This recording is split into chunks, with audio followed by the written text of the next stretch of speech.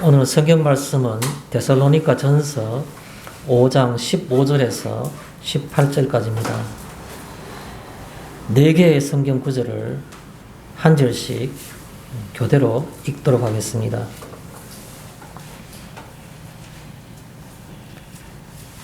삼가 누가 누구에게든지 악으로 악을 갚지 말게 하고 서로 대하든지 모든 사람을 대하든지 항상 선을 따르라.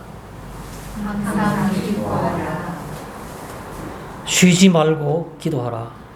범사에 감사하라. 이것이 그리스도 예수 안에서 너희를 향하신 하나님의 뜻입니다. 아멘.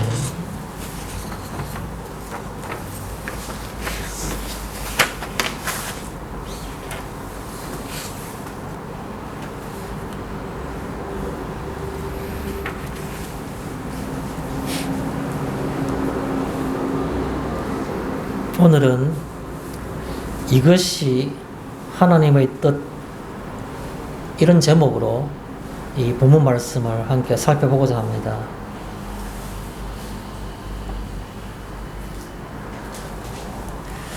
아마 이 오늘 본문 말씀인 이 데살로니가 5장 이 뒷부분에 나오는 이 성경 구절은 모든 성도님들이 굉장히 귀에 익숙한 그런 말씀이기도 하고, 또 한편으로는 굉장히 좋아하는, 또 마음에 두고 싶어하는 그런 성경 구절인 것 같습니다.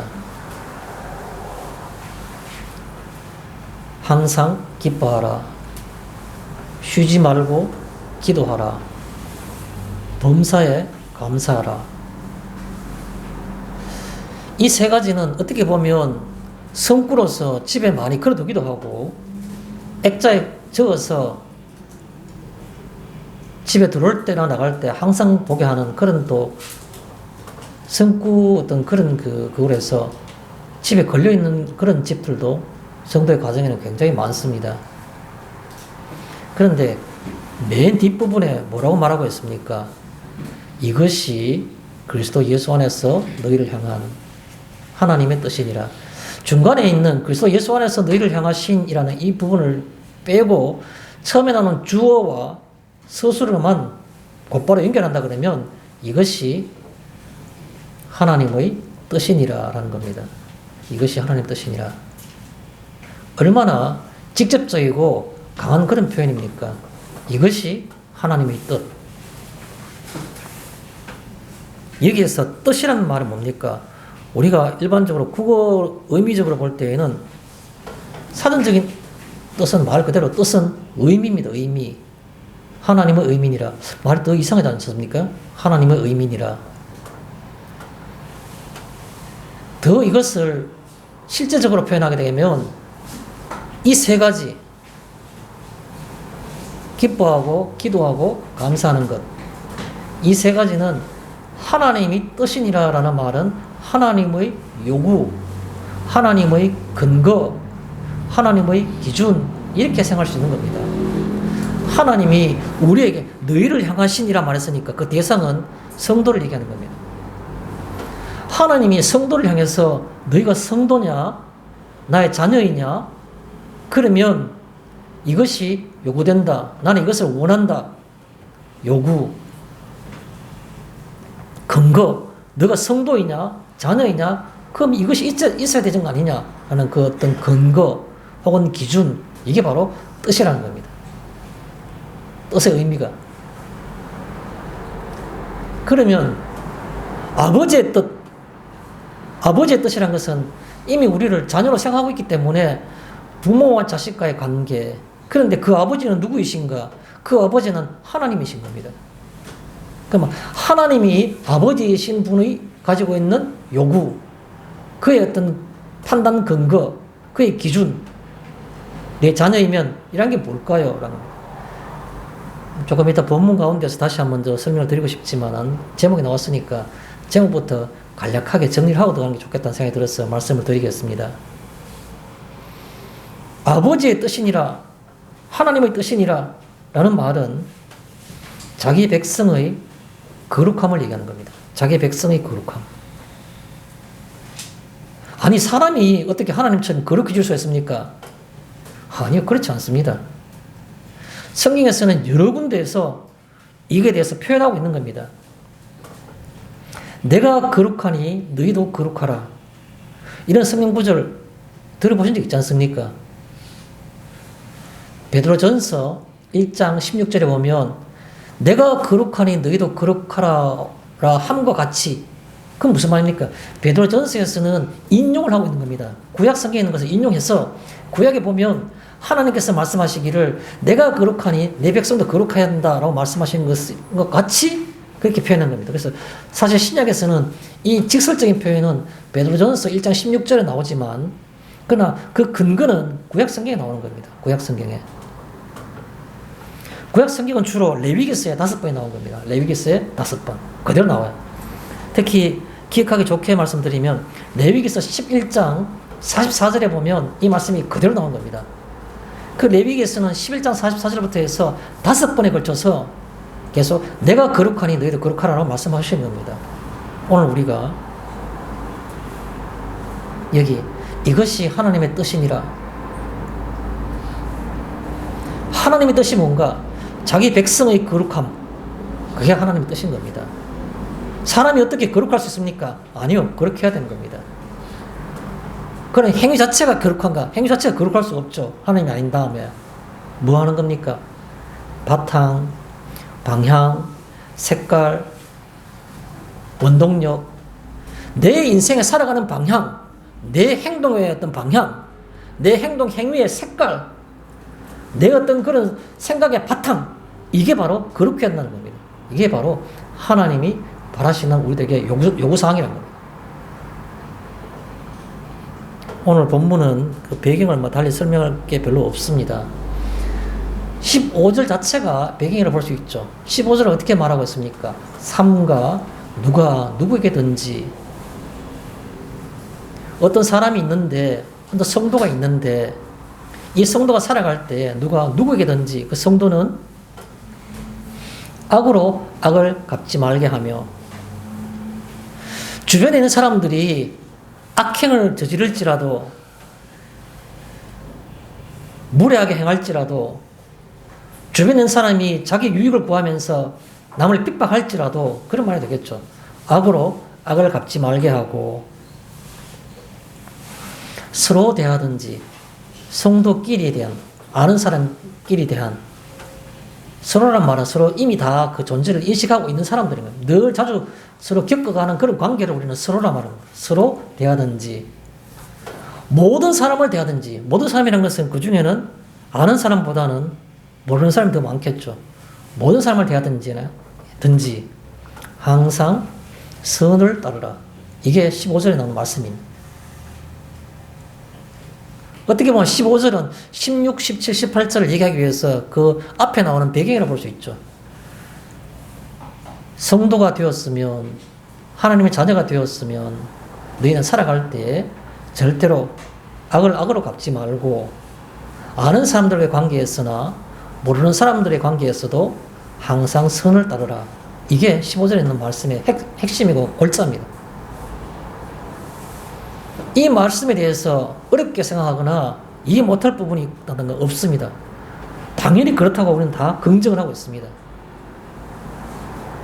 그럼 15절은 어떤 내용이라고 볼 수 있습니까? 관계적입니다.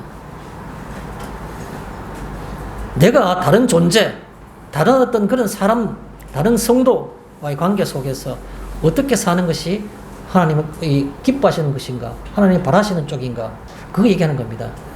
근데 이제는 16절부터는 아주 직접적으로 더 이상 이렇게 피하거나 변명할 수 없도록 노골적이고 직접적으로 하나님 말씀하시는 겁니다. 그건 뭡니까? 앞에 나온 부분이 관계적이었다 그러면 이것은 개인적인 겁니다.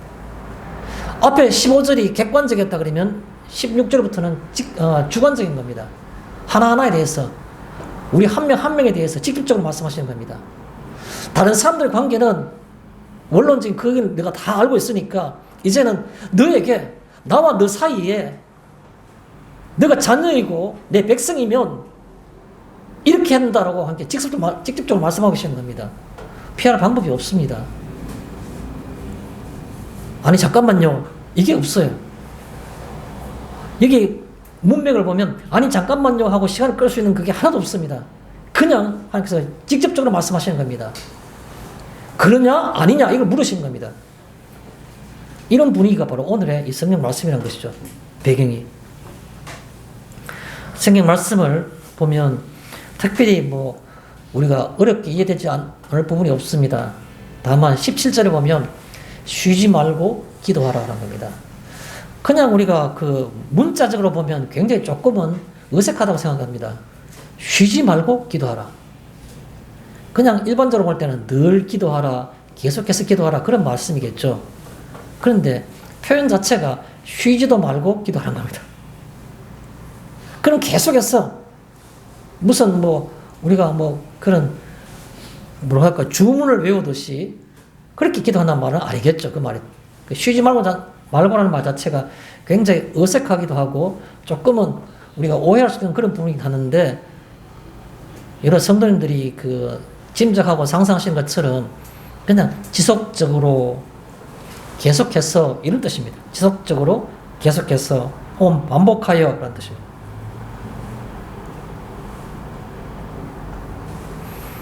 이와 관련되어 있는 근거가 어디 있습니까? 쉬지 말고 기도하라는 말 근거가 어디 있습니까? 사무엘, 여러분 잘 아시는 사무엘 있지 않습니까? 사무엘상 12장 23절에 보면 이와 관련된 얘기가 나옵니다. 내가 기도를 쉬는 죄를 범하지 않기를 바란다. 그런 말씀이 나오는 겁니다. 기도를 쉬는 것을 죄라고 그렇게 사무엘은 표현하고 있습니다. 사무엘상 12장 23절에. 그래서 그 근거는 쉬지 말고 기도하라는 말은 이미 과거로부터 창조주신 하나님은 특별한 피조물, 그 중에서도 그의 백성인 성도들을 향해서는 쉬지 말고 기도하라고 말씀하신 겁니다. 이를 깨달은 그 사무엘은 기도를 쉬는 것은 죄라고 그렇게 생각한 겁니다. 내가 기도를 쉬는 죄를 범하지 않기를 바란다고. 그래서 여기에 나올 표현이 전혀 이상하지 않습니다. 쉬지 말고 기도하는 말은 계속해서 사무엘이 기도한 것처럼 날마다 요즘에는 그런 거 잘 못 보는데 과거에 제가 어렸을 때에는 버스에 가면 버스 기사가 그 교인인 경우, 기독 교인인 경우에서는 그 버스 기사 바로 오른쪽 뒤에 볼 수 있는 뒷면을 볼 수 있는 그 거울이 조그만 게 있고 거울 밑에만 달랑달랑 그러면서 이렇게 뭐 조그만 이게 뭐 모인 것들 그런 경우가 많아요. 그럼 항상 어린 사무엘이 하얀 옷을 애봇을 입고 그래서 이렇게 손을 다 모으고 단정히 꼴고 기도하는 그런 어떤 그림 그리는 걸 항상 그게 그런 걸 우리가 어릴 때 제가 자주 봤습니다. 기도 그러면 항상 그게 상징적인 어떤 인물이 사무엘이었습니다. 사무엘의 기도. 그 사무엘이 그 기도의 어떤 그런 뭐랄까요 상징이랄까요 어떤 그런 대명사처럼 되어 있는 사무엘이 그런 말을 한 겁니다. 기도를 쉬는 것은 죄라고. 그래서 여기에 쉬지 말고 기도하라는 말은 지속적으로 반복해서 계속해서 라는 말도 되고 기도를 쉰다는 것은 내가 그는 죄를 짓는 것과 같다라고 생각한다는 겁니다. 기도를 쉬는 죄. 저는 오늘 이 본론을 들어가기 전에 여러 성도님들에게 하나 질문을 드리겠습니다. 나는 내가 익숙한가? 그렇지 않으면 낯선가? 낯이 설다 말하지 않습니까? 우리가 거울을 볼 때 문득 어느 날 내가 외출을 하기 위해서 내 옷 매무새가 제대로 되어 있는지 거울을 어느 보는 순간 거울 속에 있는 내 얼굴이 나는 나가 맞는데 무언가 약간 어색하게 느껴져요. 나는 나인데도 불구하고 내가 그렇게 탁 마음에 와닿지 않는 뭔가 낯이 약간은 선 그런 모습일 수가 있지 않습니까? 그것은 거울이 비친 모습일 수도 있고 내가 어떤 행위를 할 때 내가 이런 행동을 구체적으로 했을 때 이 행동이 내하고 조금은 익숙하지 않은 나와는 익숙하지 않는 나와는 약간 낯설은 그런 행위가 있을 수도 있는 거죠. 꼭 어떤 행동만이 아니고 어떤 때는 내 생각이 어떤 사물 앞에 내가 지금 하고 있는 그 내 생각이 무언가 내 원래의 모습과는 다른 어떤 그런 모습이 비칠 때가 있고 내가 생각해서 이건 왜 이런 생각이 라는 생각이 할 때가 있지 않습니까? 그런 것을 우리가 낯설다라고 볼 수 있는 거죠. 내가 나를 낯설게 느끼는 겁니다. 그래서 성도님들은 내가 나를 볼 때 익숙한 그런 모습들로 지배되어 있습니까? 그렇지 않으면 오히려 많은 순간들이 낯선 그런 순간들이 많으십니까? 그걸 물어보고 싶은 겁니다. 뭐를 궁금해서 물으시는 겁니까? 그 정답이 없습니다. 낯선 게 좋을 수도 있고 익숙한 게 좋을 수도 있습니다. 오늘 말씀을 정리할 부분에서 제가 이것에 대해서 다시 정리해 드리겠습니다. 어느 쪽이든 다 괜찮습니다. 또 어느 쪽이든 간에 또 다른 어떤 그런 더 나은 점이 있다는 그 어떤 복합적인 그런 분위기이기 때문에 그 부분은 뒤에 설명드리겠습니다. 먼저 본론으로 가겠습니다. 16절에 보면 항상 기뻐하라라고 나옵니다. 이거는 저나 여러 성도님들이 모두 다 공감하는 부분입니다.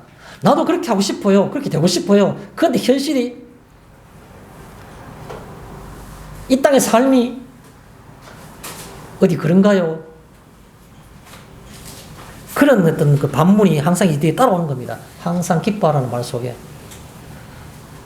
그런데 이 말은 바울이 굉장히 강조하는 것 중에 하나입니다.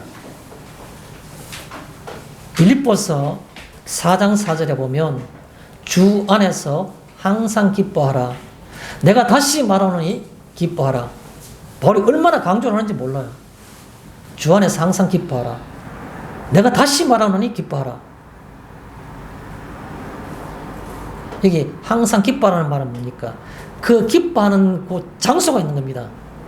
어떻게 그렇잖아요. 아까 제가 말씀드린 것처럼 어디 현실이 그런가요? 현실 속에서는 절대로 기뻐할 수가 없습니다. 그럼 어디서 기뻐할 수 있습니까? 빌립보 4장 4절에 나오지 않습니까? 주 안에서. 주 안에 있으면 기뻐할 수 있는 겁니다. 그것도 항상 기뻐할 수 있는 겁니다. 내 시선이 내 은행 잔고에, 내 시선이 내 사회적인 친구와의 관계 속에서, 내 시선이 세상적인 출세라는 그 속에 박혔을 때에는 항상 기뻐할 수 없는 겁니다. 그러나 내 몸이, 내 영혼이, 내 생각이, 내 모든 것이 주님 안에서, 주 안에서 있으면 항상 기뻐할 수 있는 겁니다. 항상 기뻐할 수 있는 것은 아무데나 되는 게 아니라는 겁니다. 주 안에서만이 가능한 것이 바로 항상 기뻐하는 겁니다. 바울이 여기 하나님 우리에게 원하시는 요구, 하나님 우리에게 원하시는 성도의 기준, 자녀의 기준은 바로 항상 기뻐하는 것이다 라는 말을 둘러서 얘기하면 우리는 항상 주님 안에 있어야만이 가능하다라는 겁니다. 하나님 자녀로 살아갈 수 있다는 겁니다. 주 안에서. 항상 기뻐하라는 말 속에서는 주 안에서라는 조건이 붙어 있는 겁니다. 빌립보에서는 말씀과 같이. 또요. 항상 기뻐하는 거 어떻게 기뻐할 수 있습니까? 성령의 능력으로 기뻐할 수 있는 겁니다. 인간이 아무리 여러 좋은 조건들이 우리에게 있다 하더라도 그것은 일시적이고 제한적인 겁니다. 내가 원하던 어떤 배우자를 얻었습니다. 평생 이 사람과 함께 있으면 행복할 것만 같았습니다. 결혼식 날 얼마나 좋겠습니까? 내가 원하던 재물이 생겨난 겁니다. 내가 그렇게도 바라던 자식이 출세한 겁니다. 아마 젊은 그 부모님들에게 물으면 그 중에 아마 공통적으로 바라는 희망이 있다면 내 자식이 공부를 잘했으면 할 겁니다. 그런데 70이 다 되고 인생을 오랜 경험이 있는 분들에게 물어보면 자식이 정말 공부 잘하는 게 그렇게 희망하는 가치가 있는가요? 물으면 아마도 쓴웃음을 지으면서 지금 생각해 보니까 별로 그런 것 같지는 않아요 라고 말씀하실 겁니다.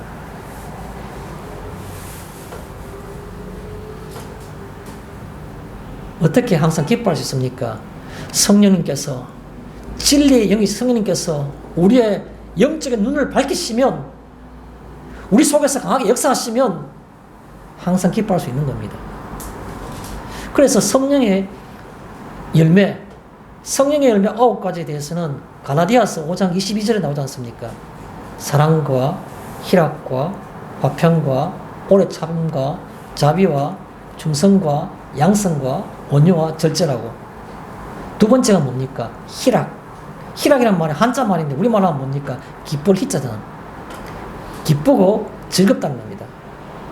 성령이 우리 속에서 강하게 역사하시게 되면 나는 할 수 없다고 생각하는 그 항상 기뻐하는 것이, 그 기쁨이 즐거움과 함께 우리 속에 열매로 맺힌다는 겁니다. 성령 우리 속에 역사하실 때 우리가 얼마나 기쁜지요. 말로 표현할 수 있는 기쁨이 억누를 수 없는, 억제할 수 없는 기쁨이 우리 속에 넘치는 겁니다. 경험해 보셨지 않습니까? 경험해 보시지 못하셨다고요? 그러면 성령은 지금도 우리에게 살아 역사하시기 때문에 오늘부터라도 성령의 역사를 위해서 기도하시면서 그렇게 노력하십시오. 그러면 그 성령께서 하시는 강한 그 기쁨, 항상 기뻐할 수 있는 기쁨이 우리에게 있을 수 있는 겁니다. 하나님은 그걸 우리에게 원하시고 요구하신다는 겁니다. 하나님의 뜻.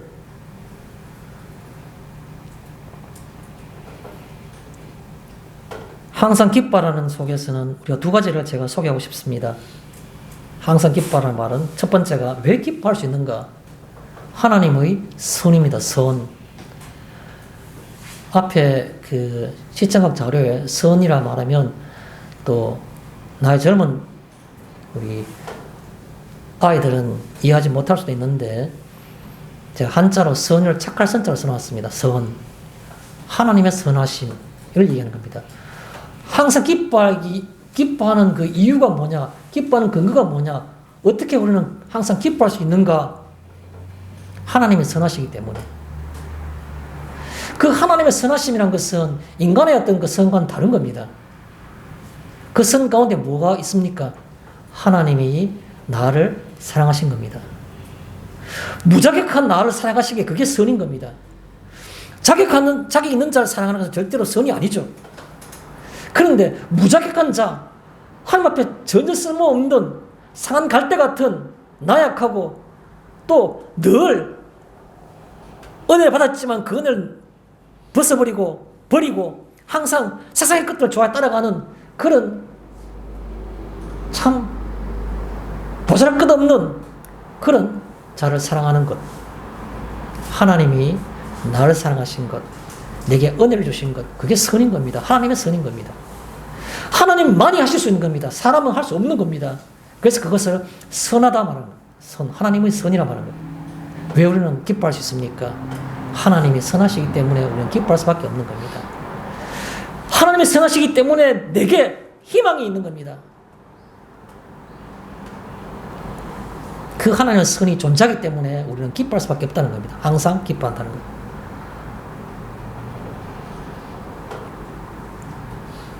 하나님의 선은 다른 말로 뭐로 표현할 수 있을까요? 예수님의 은혜를 생각할 수 있는 겁니다. 내가 예수님의 은혜를 받았지 않습니까? 예수님이 나를 위해 대신해서 죄를 사해 주셨고 그 죄를 위해서 죽으셨지 않습니까? 그보다 더 가치 있는 일이 어디 있습니까?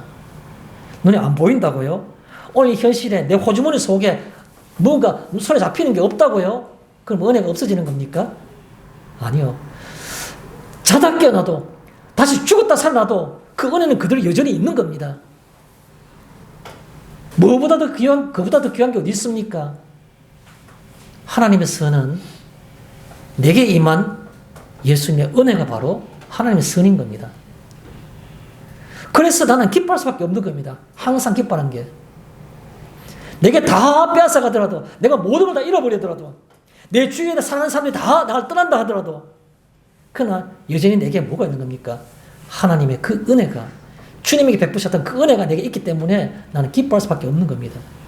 항상 기뻐한다고. 하나님의 선은 예수님의 그 은혜, 대속하심과 죽으심, 그게 없다면 나는 절망이지만 그거 하나만 가더라도 내가 기뻐할 수밖에 없는 근거가 있는 겁니다. 그 하나님의 선하심으로 인해서 유일하게 내게 있을 수 있는 것이 바로 예수님의 은혜라고. 또 하나요. 하나님의 선하심은 어떤 것에 포함되어 있습니까? 내가 하나님께 하는 어떤 행위와 내가 하나님께 대한 어떤 그런 삶과는 무관하게 그거는 조건 독립적으로 하나님은 우리를 승리와 견인으로 이끄시는 겁니다. 견인이라는 말은 무슨 말이에요? 견인. 사람을 이끌어 가시는 겁니다. 내가 혼자 천성을 향해서 뚜벅뚜벅 가는 그 길이 너무 험하고 너무 외롭고 너무 길이 어려워서 못 갈 것만 같은데 하나님은 우리를 이끌어 가시는 겁니다. 도우셔서 이끌어 가시는 거예요. 견인. 내 혼자는 힘이 부족해서 절대 그 길을 못 가기 때문에 하나님 우리를 이끌어 가시는 거예요. 견인해 가시는 견인. 우리 차가 레카차가 와서 고장난 차를 끌고 갈 때 고장난 차는 혼자 못 움직이지만 그 레카차가 끌고 가면 목적지까지 갈 수 있는 겁니다. 하나님 우리를 그 목적지까지 견인하시는 그게 바로 하나님의 선하심인 겁니다. 우리는 그걸 통해서 기뻐할 수밖에 없는 겁니다. 언제 보셨습니까? 아마 인생 여러 순간 가운데에서 경험하셨을 겁니다.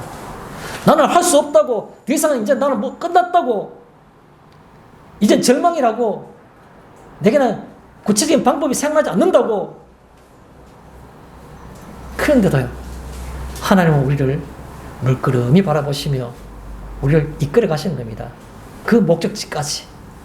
그 하나님의 견인하심, 그게 바로 하나님의 선이고 우리가 항상 기뻐할 수밖에 없는 이유인 것입니다. 여러분 성도님들, 지금 절망적이신 순간이 혹시 없으십니까? 이거 오래된 문제이고 해결되지 않을 것만 같은 문제라고요. 하나님도 그렇게 생각하실까요? 문제는 내가 이게 문제라고 생각하지 않는데 문제가 있는 것이지 내가 문제라고 생각하면 그 문제가 아닌 겁니다. 왜요? 하나님의 견인이 있지 않습니까? 하나님 우리를 이끌어 가신다고. 내가 이것이 심각한 문제인 줄 모르고 그냥 덮어두고 넘어가면 그건 하나님의 견인이 있을 수가 없는 겁니다. 그러나 이게 나는 할 수 없다고 말하는 그 순간 하나님의 역사가 시작될 수 있는 시작이 되는 겁니다. 그게. 내가 절망이라고 하는 순간 내가 이것은 벗어나겠다고 생각하는 순간 내가 느끼는 순간 하나님의 견인이 시작될 수 있는 겁니다. 그 속에서. 그래서 우리는 항상 기뻐할 수 있는 겁니다. 또요, 항상 기뻐하는 것 속에서는 하나님의 선만이 아니라 또 한 가지를 말씀드리고 싶은 부분이 있습니다. 그게 바로 뭐냐면 하나님의 자녀라는 생각입니다. 하나님의 자녀. 하나님은 우리들 하여금 자녀라고 말씀하신 겁니다. 조금 뒤에 그에 대해서 좀 더 말씀을 드리겠지만 이 언어 가운데 그 따뜻함이, 그 풍성함이, 부담감 없음이, 아버지에게 내가 바라는데 아버지가 이런 거 많이 해주면 내가 나중에 갚아야 되는데 이런 생각하는 사람이 아무도 없습니다. 아버지는 그 풍성함이, 그 넓은 등이, 듬직한 등이 우리가 얼마나 힘이 되는지, 심지어 아버지가, 여러 성도님들 그런 경험 있으신지 모르겠습니다. 제가 그냥 한번 말씀드린 적이 있는데 저는 저희 아버지가 아주 오래전에 돌아가셨는데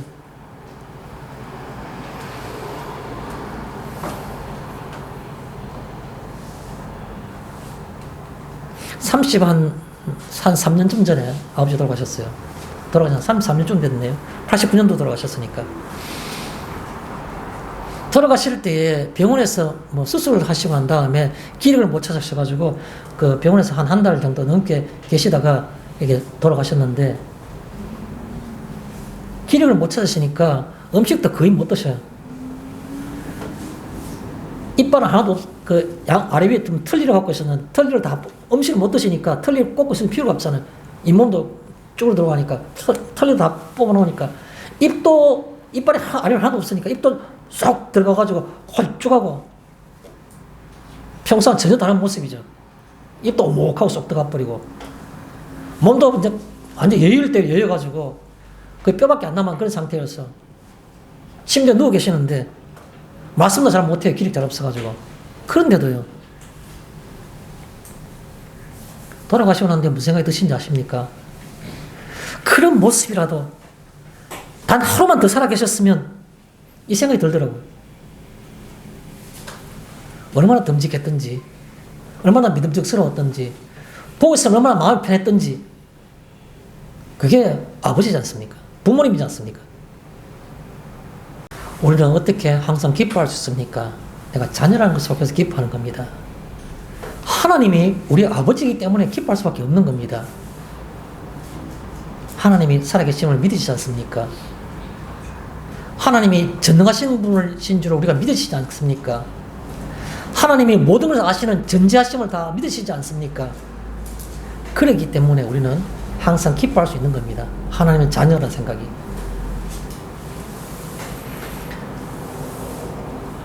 신학자 중에 유럽에 유명했던 신학자 틸리히라는 사람이 있습니다. 그 사람이 주로 신학교에서 강의했는 게 조직신학이라는 부분을 강의했습니다. 뭐 우리나라에서는 조직신학이라 말하기도 하고 혹은 교의신학이라 말하기도 하는데, 성경에 나오는 모든 기독교의 어떤 그런 진리들을 인간이 이해할 수 있도록 조직적으로 그 교리를 다 구성한 그와 같은 교리의 구성, 교리에 대한 어떤 그런 그 논리, 그거를 조직신학이 말하기 때문에 아마도 우리가 기독교에서는 특히 신학교와 같은 그런 분야에서는 가장 뭐라고 해야 될까요? 기초가 되면서도 가장 어렵고 가장 고차원적인 그런 신학이 바로 조직신학이라는 그런 분야입니다. 그가 그거를 평생 강의하고 난 다음에 그가 시스테마틱 살라지라는 그 조직신학이라는 책을 저술했는데 그의 첫 글자리 프레피스 머리글에 뭐라고 썼나니까 Man is question and the God is answer. 사람은 그 자체가 question, 의문투성이랍니다. 사람과 그리고 인생 그 자체가 Man is question. And 그런데 the God is 하나님은 answer. 대답이 된다는 겁니다. 해답이 된다는 겁니다. 우리가 하나님의 자녀라는 이 표현 속에서는 뭐가 있습니까? 하나님은 해답이시다라는 겁니다. 다른 자녀가 아닌 사람들은 인생의 그 자체가 문제인데 해답이 없습니다. 그런데 하나님의 자녀라는 이 속에서는 하나님이 해답이다. 성도는, 자녀는 해답이 있다라는 겁니다. 이게 바로 항상 기뻐해야 될 이유인 겁니다. 해답이 있는 사람과 해답이 없는 사람. 우리는 해답이 있기 때문에 항상 기뻐할 수밖에 없는 겁니다. 이게 바로 하나님의 자녀라는 겁니다. 그 해답이 어려운 해답인가요? 아니요. 사랑이 가득한 눈길로서 우리에게 아뢰기만을 기다리고 있는 그 아버지, 그 부모님의 시선 속에 있는 해답이기 때문에 우리는 어렵지 않게 그 해답을 내 것으로 찾을 수가 있게 되는 겁니다. 이게 바로 항상 기뻐해야 될 이유란 거죠. 우리는 그럼 어떻게 기뻐할 수 있습니까? 예를 들어 보십시오. 제가 예를 많이 들었던 성경 구절을 다시 또 인용하겠습니다. 요한복음 16장 24절입니다. 요한복음 16장 24절. 우리는 어떻게 그 하나님의 자녀로서 기쁨을 누릴 수 있습니까? 하나님의 해답이라면서요. 그런데 그것을 내 것으로 하시는 방법이 뭡니까? 여기 있는 겁니다. 뭐라고 말하고 있습니까?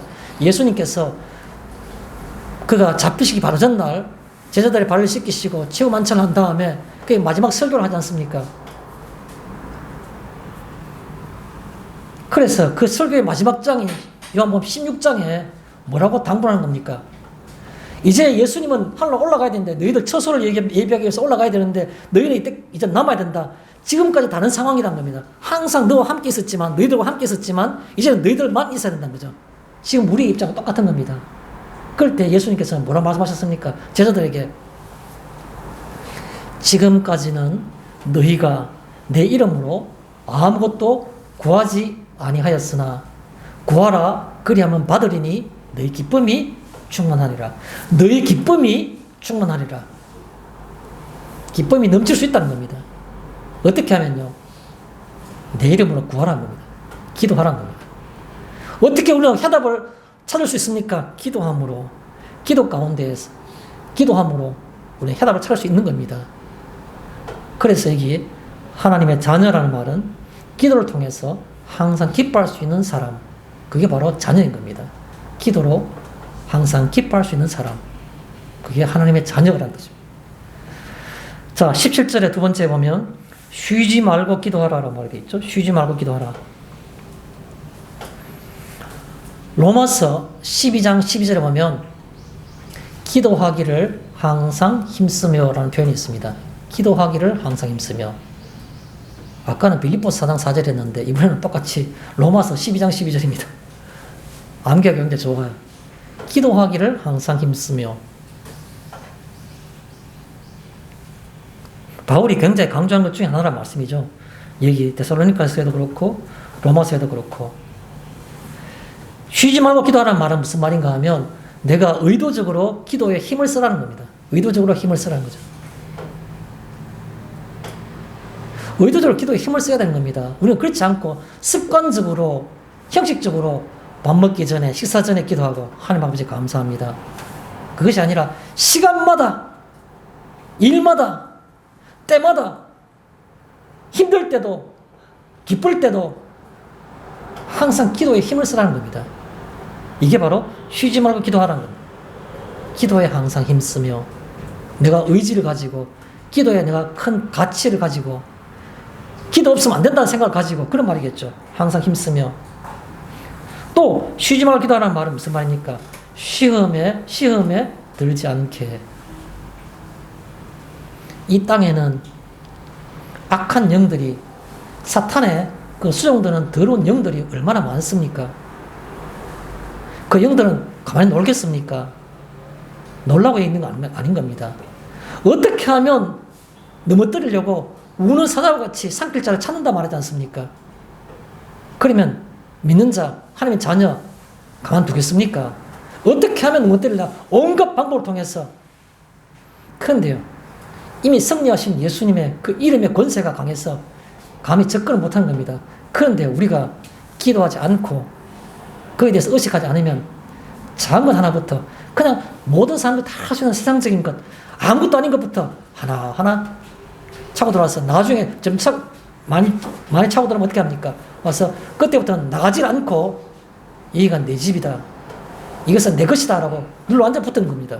악한 영들이. 어떻게 하실 겁니까?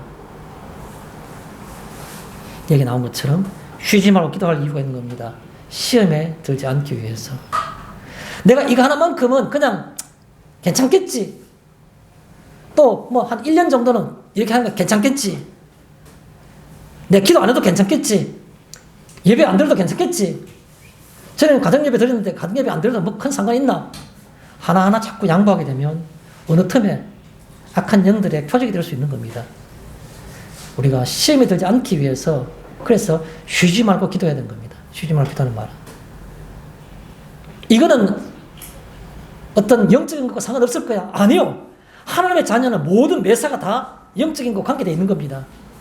하나님과 관계되어 있는 겁니다. 그런데 그것을 내가 애써 외면하면서 이건 뭐 내 노력에 의한 것인데 뭐. 아니요. 그것도 하나님이 역사하신 겁니다. 내 고통, 힘든 부분, 내 어떤 근심거리, 그것도 하나님께서 다 관심거리입니다. 근데 그걸 애써 내가 내 마음대로 무시해버리고 어찌 되겠지? 그럼 점점점 내게 시험이 드는 겁니다. 그 다음에 쉬지 말고 기도하라는 말에 대해서는 두 가지를 또 제가 소개를 하고 싶습니다. 쉬지 말고 기도하라는 말, 첫 번째가 기도는 은총의 마중물이라는 말씀을 드리고 싶습니다. 기도는 은총의 마중물.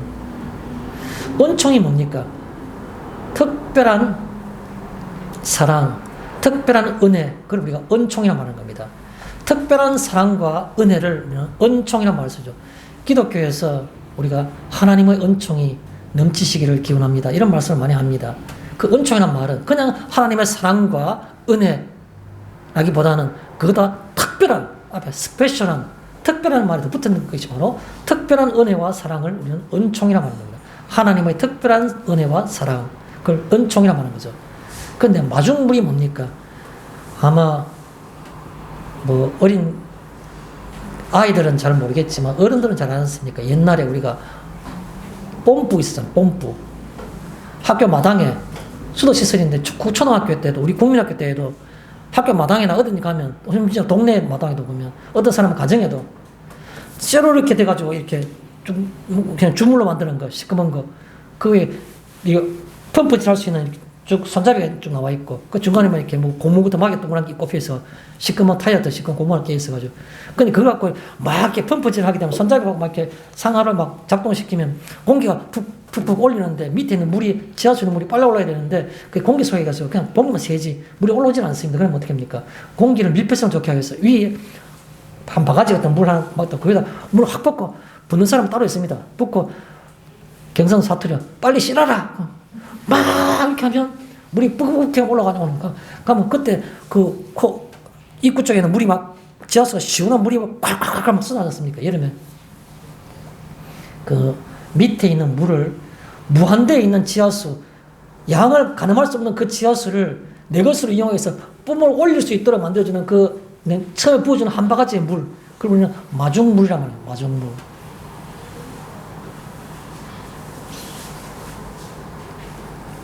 기도는 하나님 은총의 마중물인 겁니다.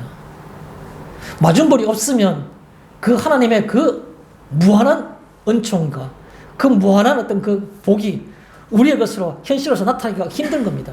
그래서 우리는 그걸 내 것으로 하기 위해서는 내가 기도의 노력이라는 것이 필요한 겁니다. 그래서 기도는 은총의 마중물이라는 말씀을 드리고 싶습니다. 또요, 기도는요, 감사함으로 드린 겁니다. 기도는.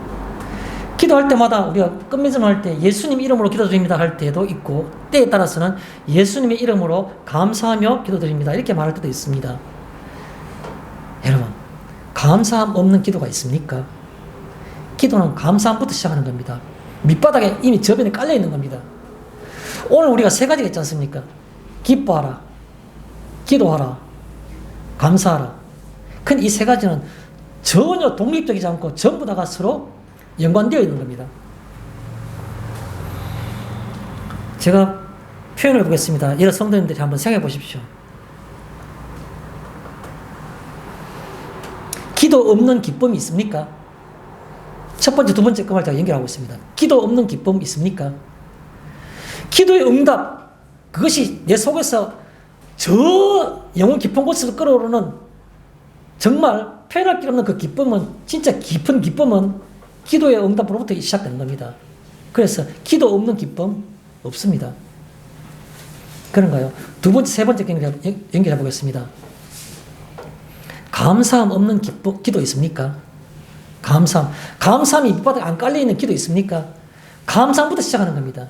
예수님께서 우리에게 가르쳐 주신 기도도 마찬가지고, 감사함 항상 기도의 첫 번째 내용입니다. 감사하는 것. 우리가 흔히 교회에서 신앙 교육을 할 때 어떻게 교육합니까? 기도는 어떻게 합니까? 첫 번째, 하나님 이름을 영광을 올리고, 두 번째, 감사를 드리며, 세 번째, 우리 자신의 회개를 하고, 네 번째, 하나님께 간구를 해야 된다.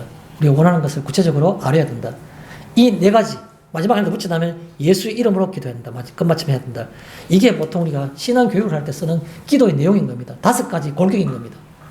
그런데 감사는 제일 첫 번째 들어가는 겁니다. 감사함 없는 기도는 없는 겁니다. 마지막으로 한 개 연결해 볼게요. 첫 번째 것과 세 번째 것 연결하겠습니다. 기쁨 없는 감사 있습니까? 기쁨이 없는데, 진정한 기쁨이 없는데 내가 어떻게 감사가 나옵니까? 그건 거짓말이죠. 외식이죠. 빠르게 다시 말씀드려 보겠습니다. 기도 없는 기쁨 없고, 또 감사 없는 기도 없고, 기쁨 없는 감사 없다는 겁니다. 오늘 여기에 쉬지 말고 기도하는 말 속에서는 어떻게 기도하는 겁니까? 감사함으로 기도하는 겁니다.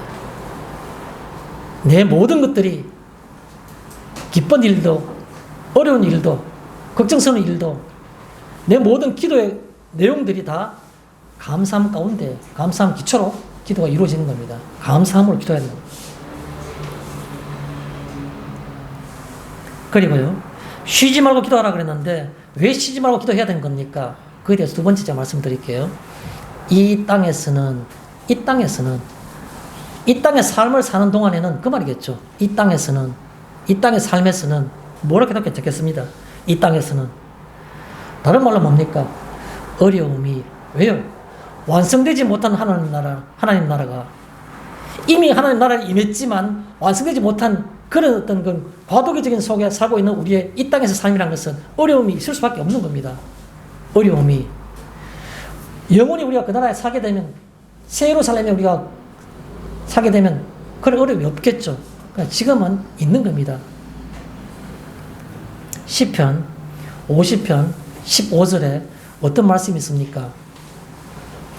시편 50편 15절. 환난 날에 나를 부르라. 내가 너를 건지리니 내가 나를 영화롭게 하리로다.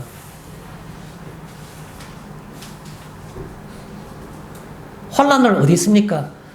하나님 나라에 가면 환난날이 없는 겁니다. 그러나 이 땅에서의 삶 가운데에서는 환난날이 있는 겁니다. 환난날에 뭐라 그랬습니까? 나를 부르라. 나를 부르는 게 뭡니까? 하나님 이름 부르란 말이죠. 다른 말로 넓게 확장하면 기도하라는 겁니다. 환난날에 나를 부르라. 내게 아뢰라는 겁니다. 내게 이 얘기하라는 겁니다. 왜요? 이 땅의 삶 가운데는 어려움이 있기 때문에 환난의 순간이 있기 때문에 나를 부르라. 그리하면 나를 부르라. 그리하면 내가 너를 건지리니 그 환난 속에서 벗어나게 하리니 너가 나를 영원롭게 할 것이다. 영원롭게 한다는 말은 무슨 말이겠습니까? 하나님 이름을 찬송하고 하나님께 감사하고 하겠죠. 결과에 대해서. 무슨 말입니까 이게? 쉬지 말고 기도하는 말은 크게 생각하면 이 땅의 삶에서는 그 말이겠죠. 어려움이 그런 말이 됩니다. 또 쉬지 말고 기도해야 될 이유가 뭡니까? 좋은 것으로 그렇게 말씀드리고 싶습니다. 좋은 것으로.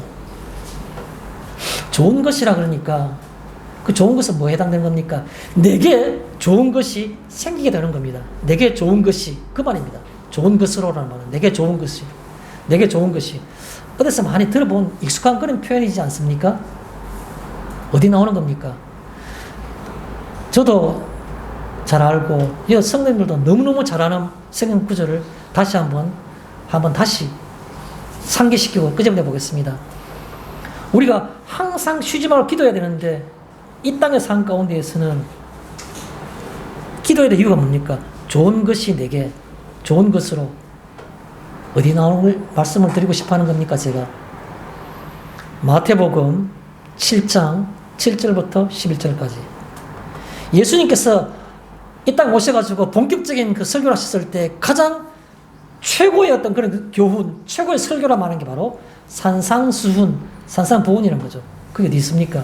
마태복음 5장, 6장, 7장 이 세 개의 성경을 산상수훈 Sermon on the Mount 산 위에서 가르쳐 주신 말씀이라는 거예요. 산상수훈 세 개인데 산상수훈 5장 어떻게 시작합니까? 팔복부터 시작합니다. 심령이 가난한 자는 복이 있나니 천국이 저희 것이며 라는 그것부터 팔복으로 시작해서 쭉 넘어오다가 마지막 7장에 가면 마지막 이제는 산상수훈의 그 결론 부분이죠. 7장이니까 5장, 6장, 7장 7장 7절 뭡니까? 위대한 선언인 겁니다. 뭐라고 표현하고 있습니까? 구하라 그리하면 너희에게 주실 것이요 찾으라 그리하면 찾아낼 것이요 문을 두드리라 그리하면 너희에게 열릴 것이니 구하는 자마다 받을 것이요 찾는 자는 찾아낼 것이요 두드리는 자에게는 열릴 것이니라. 너희 중 누가 아들이 떡을 달라 하는데 돌을 주며 생선을 달라 하는데 뱀을 주겠느냐? 너희가 악한 자라도 좋은 것으로 너희 자녀에게 줄 알거든 하물며 하늘에 계신 너희 아버지께서 구하는 자에게 좋은 것으로 주시지 않겠느냐? 두 번 나온 겁니다. 너희가 악한 자라도 좋은 것으로 자식에게 줄 알거든 하물며 하늘에 계신 아버지께서 너희에게 구하는 자에게 좋은 것으로 어떻게 좋은 것이 내 것이 될 수 있습니까? 기도함으로.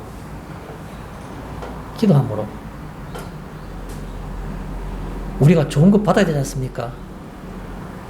우리 가정이 회복돼야 되고 내 명예가 회복돼야 되고 내 신앙이 회복돼야 되고 회복돼야 될 게 어디 한두 가지입니까? 그것이 우리에게 좋은 것입니다. 어떻게 하면 됩니까? 구하라고 찾으라고 문을 두드리라고 하늘에 계신 너희 아버지께서 구하는 자에게 좋은 것으로 주시지 않겠느냐고 말씀하시는 겁니다. 뭐가 필요한 겁니까? 항상 기도할 것이 필요한 겁니다. 항상 기도할 것이. 그렇게 있음에도 불구하고 우리는 기도하기를 과연 열심히 했습니까? 묻고 싶은 겁니다. 마지막 세 번째, 범사에 감사하라는 말씀이 있습니다. 우리가 범사라고 표현하지 맞겠죠. 범사란 말은 무슨 말입니까? 모든 일이라는 뜻이에요. 모든 일. 한자로 표현이기 때문에 우리말로 표현하는 모든 일을 범사라 말하는 겁니다. 그 모든 일 속에서 뭐가 다릅니까? 좋은 일과 그리고 나쁜 일, 좋은 일과 힘든 일, 기쁜 일과 슬픈 일, 이 모든 것을 범사라는 겁니다. 어떤 일이든지 감사하라는 것이 바로 하나님 뜻이랍니다. 왜 우리는 범사에 감사할 수 있을까요? 절대적 선과 거룩의 반응입니다. 하나님은 하늘에 계시고 막연하게 계시는 것만 같은데 그가 우리에게 절대적인 선을 베푸신 겁니다. 예수를 통해서 은혜를 주시고 우리를 구원하시고 절대적 선 그리고 절대적인 거룩 인간이 흉내조차 못할 만한 그 어떤 거룩하심 가운데 계시는 겁니다. 까닭 없는 사랑 근거 없는 반응 그 하나님의 거룩하심에 대해서 내가 내 영혼이 그에 대해서 어느 정도 접촉하는 순간에 그걸 부분적이나마 만나는 순간에 내가 자연스러운 나의 어떤 영혼의 반응이 바로 그게 감사한 겁니다. 감사. 하나님의 그 거룩하심과 절대적인 선에 내가 내 영혼이 접촉하는 순간에 그걸 내가 만나는 순간에 나도 모르게 나오는 자연스러운 반응 그게 바로 감사란 겁니다. 절대적 선과 절대적 거룩의 반응 그게 감사인 겁니다. 자연스러운 겁니다. 의도적이고 일부러 꾸미낸 게 아닌 겁니다. 범사는 내가 기쁜 일에 감사하는 것들은 쉽고 어려운 일이 아니지만 어려운 일, 슬픈 일, 힘든 일에 대해서 감사하는 것은 내가 외식을 했어. 성경 말씀을 했으니까 무조건 감사한다고 외식하는 것이 아니라 내 마음속에서 편안한 곳에 깊은 곳에서 평안하게 그것이 나올 수 있는 자연스럽게 나올 수 있는 방법은 그 무한하신 거룩하심 그 무한하신 선하심 하나님의 1.1핵도 틀림이 없는 그분의 그 선함과 그 거룩하심을 내가 깨닫기에 내가 보았기에 내가 느끼기에 그래서 역경 가운데서도 감사가 나올 수 있는 겁니다. 절대적인 선과 절대적 거룩하심의 반응 그게 바로 감사란 겁니다. 그것은 상황 독립적인 겁니다. 내가 볼 때는 현실적으로 보면 이게 뭔가 일이 꼬여가는 것만 같아요. 점점 더 실타래가 얽혀가는 것 같아요. 그런데요. 몇 주 전에 나왔던 성경 말씀 있지 않습니까? 제가 인용했던 거. 로마서 8장 28절에 뭐라 말하고 있습니까? 첫 표현이 아주 우리에게 굉장히 큰 의미를 부여하고 있습니다. 우리가 알거니와 로마서 8장 28절 우리가 알거니와 우리가 다 경험했지 않습니까? 그 말하고 있는 겁니다. 우리가 알거니와 다 알지 않습니까? 그 말이죠. 우리가 알거니와 뭐라 말하고 있죠? 하나님을 사랑하는 자 우리가 하나님을 사랑하게 된다면 사랑한다면 우리가 알거니와 하나님을 사랑하는 자 곧 그에게 부르심을 입은 자들에게는 그의 부르심을 입은 자들에게는 합력하여 모든 일이 합력하여 선을 이루느니라 그 말씀이지 않습니까? 로마서 8장 28절 우리가 알거니와 하나님을 사랑하는 자 곧 그의 부르심을 입은 자들에게는 모든 것이 합력하여 선을 이루느니라 곧 그의 뜻대로 부르심을 입은 자들에게는 모든 것이 합력하여 선을 이루느니라 모든 것이 합력하여 선을 이룬답니다. 내가 이해하지 못했던 이것은 굉장히 어려운 순간이라고 이것은 실타래가 얽힌 순간이라고 점점 더 어려워졌다고 라고 생각하는 그런데 그것이 어려운 것이 아니고 모든 것이 합력하여서 그것이 이리저리 막 서로 얽혀져 가지고 나중에 그것이 선을 이루더라. 하나님의 그 거룩하신 뜻이 이루어지더라는 겁니다. 누구에게요? 하나님을 사랑하는 자 그의 뜻대로 부르심을 입은 자들 우리 성도들에게 그 뜻입니다. 범사에 감사하는 것에서도 두 가지를 제가 말씀드리고 싶습니다. 첫째는 어떻게 감사할 수 있습니까? 기뻐하는 것과 똑같이 주 안에서야만이 감사할 수 있는 겁니다. 다른 곳에서는 감사할 수가 없어요. 주님 안에 있을 때만 감사할 수 있는 겁니다. 주님을 의식할 때. 주 안에 있는 걸 어떻게 알 수 있습니까? 느껴야 되는 거죠. 깨달아야 되는 거죠. 하나님은 이렇게 말씀하셨습니다. 우리와 성도인 우리와 하나님의 관계를 이렇게 표현했습니다. 이사야서 43장 21절에 뭐라고 표현하고 있습니까? 이 백성은 성도를 가리키는 겁니다. 이 백성은 내가 나를 위하여 지었나니 나를 찬송하게 하려 함이라. 그렇게 표현하고 있습니다. 우리 성도는 하나님께서 이 땅에 존재하는 목적이 있는데 이 백성은 내가 나를 위해 지었다고 하나님을 위해서 존재하게 했다고 하시는 겁니다. 그런데 우리는 우리 자신을 위해 살지 않습니까?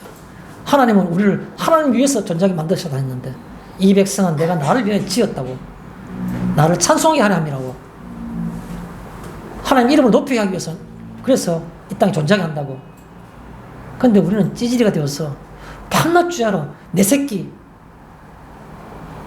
내 가정, 내 명예, 이거에만 집착하고 있는 것도 아닌지 모르겠습니다. 하루를 살아도 이 땅에 존재하는 그 하나님의 뜻과 같이 일치되게 살아야 되는데, 신앙과 성경 말씀은 예배될 때만 있고, 교회를 나서고 나면 어디가에 찾아볼 수도 없고, 머릿속에 휑한 그런 생각으로만 가득 차 있고. 아니요. 관계는 여기에 감사할 이유는 바로 하나님과 관계를 생각하는 겁니다. 하나님 그렇게 하는데 내가 오늘 이 일을 통해서 하나님 뜻에 맞도록 단 하루도 오늘 그렇게 내가 살았구나. 한 시간도 내가 그렇게 살았구나. 그 속에서 영혼의 만족을 하며 하나님께 감사할 수 있는 겁니다. 또 있어요. 하나님이 내게 어떤 분이신가를 느낄 때 감사할 수밖에 없는 겁니다. 다윗의 유명한 시가 있지 않습니까? 시편 18편 2절에 하나님은 그에게 어떤 분이셨습니까? 시편 18편 2절 여호와는 나의 반석이시요 나의 요새시요 나를 건지시는 이요 나의 하나님이요 내가 그 안에 피할 나의 바위시요 나의 방패이시요 나의 구원의 뿌리시요 나의 산성이시라고. 다윗이 하나님을 바라보니까 하나님과 자신과의 관계는 그런 관계들한 겁니다. 그게 모든 것이 다 되돌아간 겁니다. 그게 바로 그 관계는 어떻게 감사하지 않을 수 있습니까? 또 우리는 어떻게 범사에 감사할 수 있습니까? 이 험난한 이런 상황 속에서 내가 이제 절망 가운데 있고 나는 완전히 망해버렸고 나는 실패했는데 이 실패가 오래되었는데 어떻게 내가 감사할 수 있습니까? 감사할 수 있는 방법이 있습니다. 자신을 보며. 아니 내가 보니까 내 자신을 보는데 보니까 내가 너무 실패가 오래됐는데요. 좌절이 너무 오래됐는데요. 아니요. 뭐만 보고 있는 겁니까? 지금 자신을 보라는 말은 자신의 현재만 보고 있는 겁니다. 우리 어떻게 하나님께 감사할 수 있을까요? 자신을 보면 되는데 뭐만 보면 안 된다? 현재의 자신만 보면 안 되는 겁니다. 뭐도 봐야 되는 겁니까? 과거와 현재를 동시에 봐야 되는 겁니다. 현재만 있습니까? 아니요. 과거도 보십시오. 내가 지금 교만하니까 내 현재가 자체가 내한테 마음에 영안이 어두워서 보이지 않는 것뿐입니다. 내가 영안을 밝혀서 내 과거의 모습을 보십시오. 우리가 언제 그렇게 잘났었습니까? 과거의 모습 한번 돌려보십시오. 창피하지 않았습니까? 보잘것없지 없었지 않습니까? 어느 틈에 교만해서 내가 이것 갖고는 만족 못한다고 감수할 거리가 없어져 버린 겁니다. 벌써.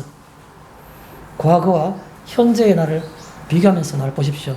하나님의 은혜가, 그 사랑이, 내가 넘치도록 그 크신 은총이 내게 있는 것을 보게 되는 겁니다.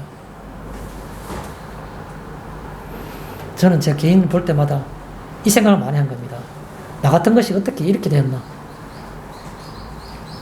그 생각할 때가 많습니다. 신앙적으로, 사회적으로.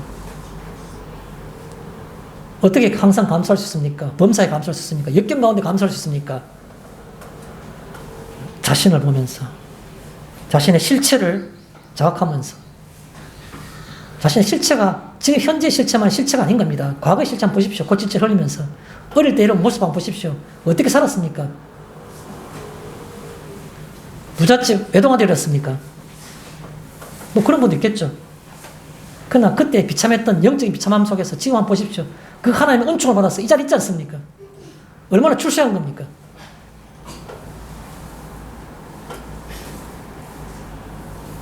마지막으로 우리는 어떻게 범사에 감사할 수 있습니까? 자기를 부인하십시오. 자기 부인으로. 제가 이 말은 조금 힘들 수도 있고 어려운 말 수도 있는데 빠르게 제가 설명을 드리겠습니다. 어떻게 항상 범사에 감사할 수 있습니까? 자기를 부인함으로 범사에 감사할 수 있는 겁니다. 내 자아가 살아있으니까 나는 이 정도의 눈높이가 있는 겁니다. 이 정도 돼야지 내가 만족할 수 있고 내가 희열을 느끼는 겁니다. 그런데 자기를 부인하게 되면 낮은 자의 평강, 자기 부인을 통해서 범사에 감사할 수 있다는 말씀을 드리고 싶습니다. 이제 말씀을 정리하도록 하겠습니다. 제가 선언을 말씀드릴 때 질문을 드리지 않습니까? 이런 성도님들은 가끔씩 자기 자신을 바라볼 때 겉모습이든지 내면의 생각이든지 볼 때 이것은 나는 나지만은 조금 내가 낯설다라고 생각하는 부분이 혹시 없었습니까? 그런 말씀 드린 적이 있죠. 제가 그때 짧은 정리로 이렇게 말씀드렸습니다. 낯선 게 좋을 수도 있고 낯설지 않은 게 좋을 수도 있다고 말씀드렸습니다. 먼저 그러면 제가 낯설지 않은 게 좋은 경우에 대해서 말씀드리겠습니다. 한 예를 들겠습니다. 제가 대학 다닐 시절에 제가 굉장히 인상 깊었던 그런 대학 교수님이 한 분 계셨습니다. 경북대학교에서 영어영문학과 교수님 계시는 분이었는데 제가 기억하기로는 아마 성함이 김성혁 교수님이라는 분이었습니다. 그분은 키가 아주 좀 나지막한 분이었습니다. 제가 기억하고 있는 그 교수님은 지금 제 나이와 비슷한 그런 또래였습니다. 60 좀 넘은 그런 그분이 댁이 아마 흐름한 그런 단독주택이었는데 삼덕동에 있었는 것을 제가 기억합니다. 그 삼덕동에서 저녁마다 일주일에 뭐 3번인가 했던 뭐 저녁마다 그가 다른 대학교 출신들도 상관없고 또 직장인도 상관없고 저녁에 되면 그가 자기 집에서 마당에 뭐 이렇게 뭐 자리 조그만 간이자 같은 거 조금 놔두고 거기서 다이제스트라는 영어 어떤 독해 그 잡지책이 있는데 영문 쪽 잡지 그거 가지고 강의를 한 겁니다. 워낙 실력 있는 분, 유명한 분이니까 그 강의 듣고 싶어서 개인적으로 약간 돈을 내면서 그 등록금을 내고 등록금에 약간 했던 그런 비용을 내고 매달마다 그래서 와가 사람들이 인기가 많았습니다. 문과에 뭐 써가지고 입덕 전사도 있었고 그 정도로 그 돈 다 모아가지고는 항상 100% 전부 다가 가난한 대학생들한테 장학금 준 겁니다. 그 장로님이 동산 성결교회 장로님이셨는데 제가 그 교수님 강의를 제가 들은 적도 있습니다. 굉장히 실력 있는 분이었습니다.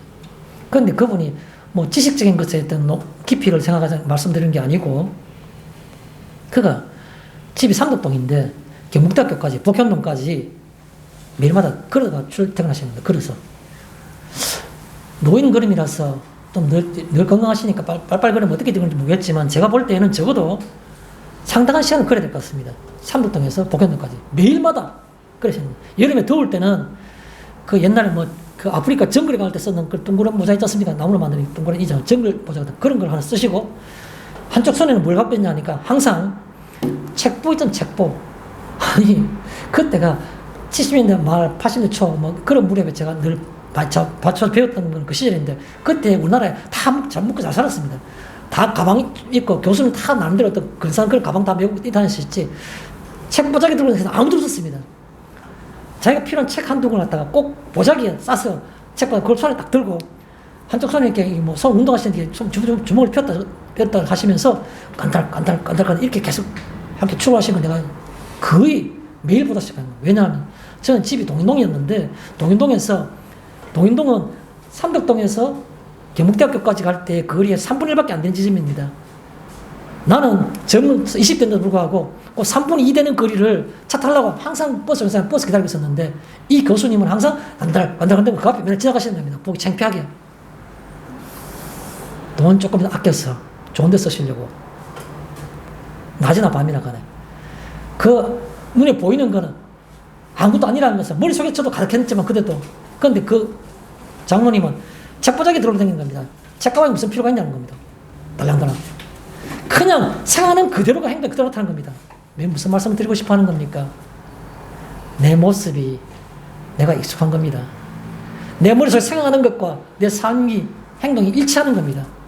얼마나 익숙해졌겠습니까? 그게 좋아서 그렇게 사셨을 것 같아요. 내 생각에 제가 판단하건데 그러면요 익숙한 게 좋은 겁니까?